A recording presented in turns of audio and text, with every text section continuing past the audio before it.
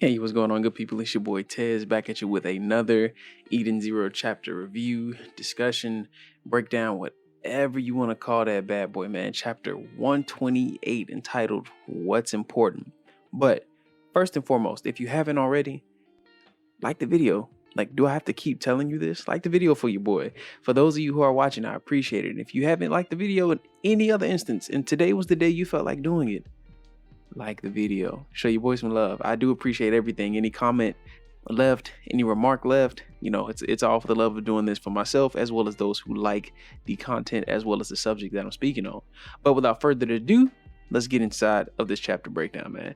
So you can see the defense system of Foresta basically still continues to erupt. The Shiki, is carrying Zenolith on his back. Rebecca has Homura behind her on the bike. Happy and Pino in what appears to be some smaller little ship, and they're making efforts to get back to the Eden Zero because, as we know from the previous chapter, Foresta is basically on the up and up of going kaboom, exploding. All hell's about to break loose, and nobody wants to be around when that happens.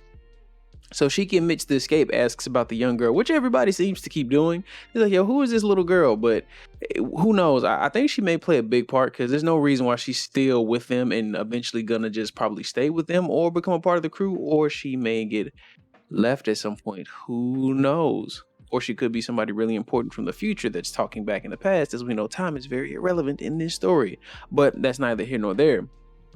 So as he's also then questioned by Homura, who with about the droid on his back, like, who is that? We know that's Zenolith, but no one else knows.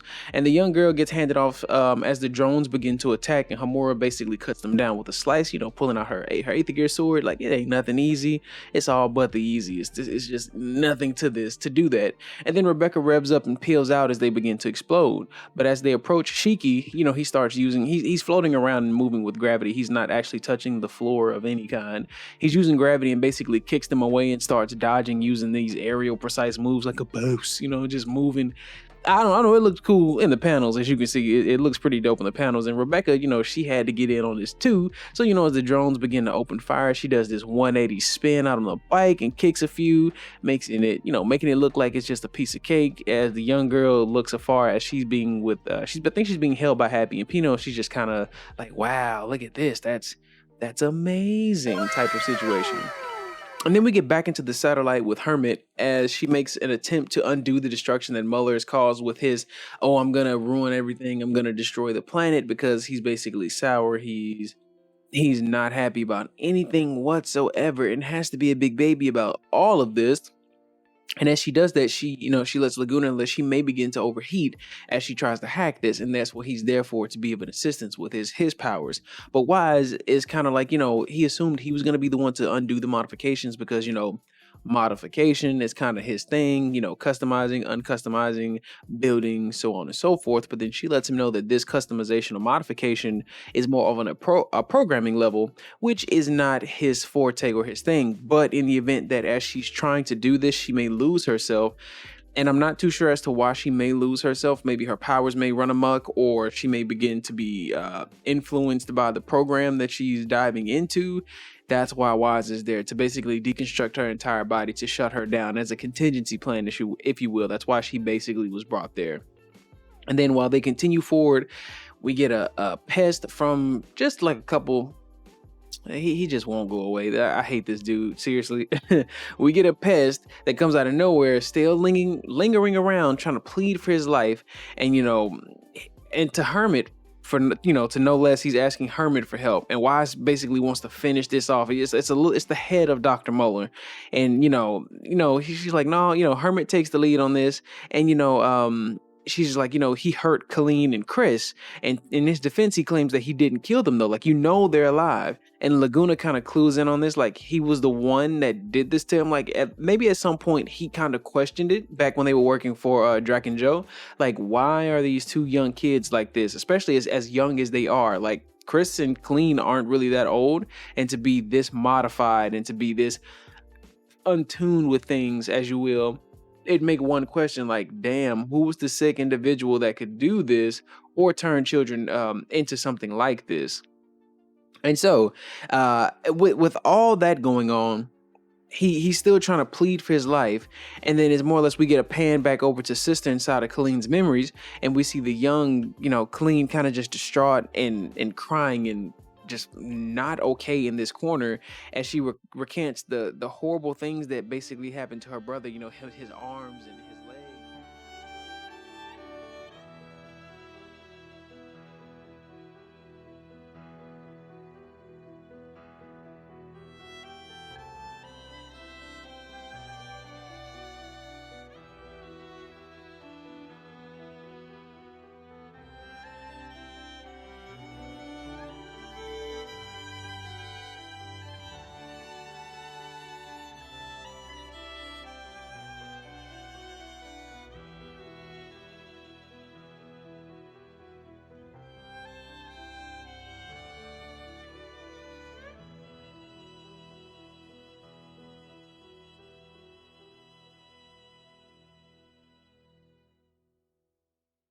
Being mutilated, like it doesn't look good. It was really disheartening to see that. And then that's when sister picks her up and lets her know that it's all going to be okay, and like this must have been something really tough for her to endure as she was a young child, and that she will erase these memories away from her. And then when we see back up where Witch is with Colleen's real body, we notice a actual tear well in the corner of her eyes, which I believe is a good subtle sign that her emotions may be coming back, because from what's been done to her, she was needing that little robot on the side of her as a hair clip to relay how she felt in the moment as her emotional sensor. I would assume that's what it is.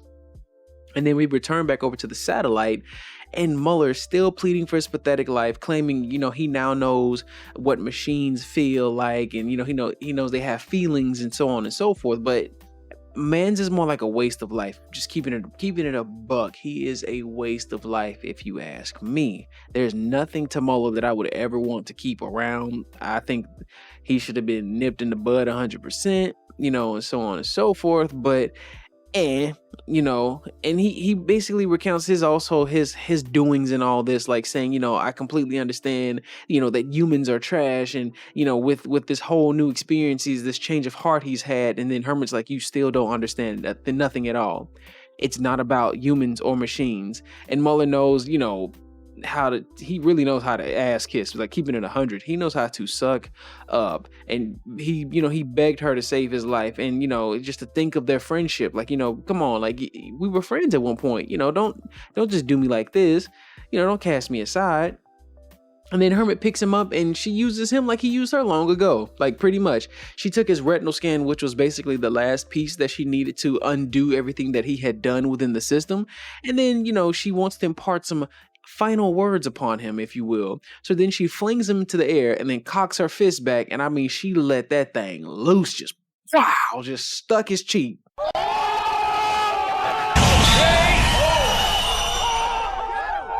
Jaw meat, face meat, dented. I mean, she punched his ass out. KO, if you will. I don't think he was knocked out, but the way it looked, it should have been some KO type stuff. Telling him to basically never come near her again. As Laguna says, his tears were filthy. I was like, if that isn't the most, I don't even know how to feel about that insult. Because somebody can cry.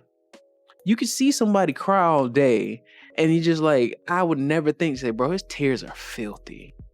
I wouldn't even know how to answer or look at a person who would just look at somebody who's like, yo, his tears are filthy. Especially on a bad guy. On a bad guy, I'd be like, bro, that's damn, son. Like, you took it to a whole new level. Like, I can't, I'm gonna leave it at that. You got filthy tears, bro. Let's leave it at that. And then Wise is kind of looking back shocked as Hermit basically found her courage. She overcame her past trauma, and she knows she'd never trust a single word he ever said. So she appreciates him for doing one thing out of everything that's happened to her from him, and that was for showing her what was really important, like the title of this chapter. And to her, that's knowing that she has friends.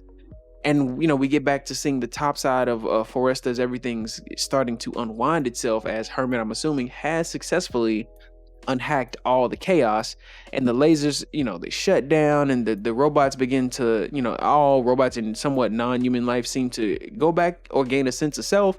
And Shiki asks, are the bots all back to normal, as Rebecca looks out and has this fond remembrance of all the bots that had been lost in the process, in uncounted numbers, and she can only hope that the humans and robots can find a way to become friends again.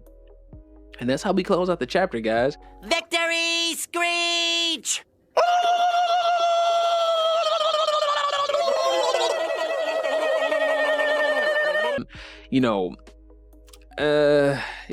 I still think Muller should have got, they should have just let him get liquefied or dismantle his whole head. I think that would have been the best thing for it, but who knows? I'm not the mangaka, I'm not the creator, and I literally think Laguna's probably the best closing villain mark for me this year. I've never heard anything like that. His tears are filthy. Filthy tears, bro.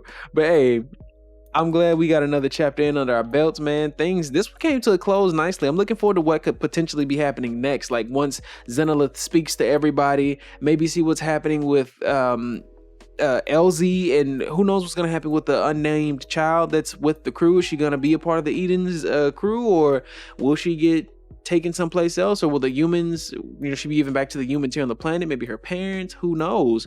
But without anything else, guys, I hope you all enjoyed the video. I hope y'all had a good time listening to me speak on what I had to speak about.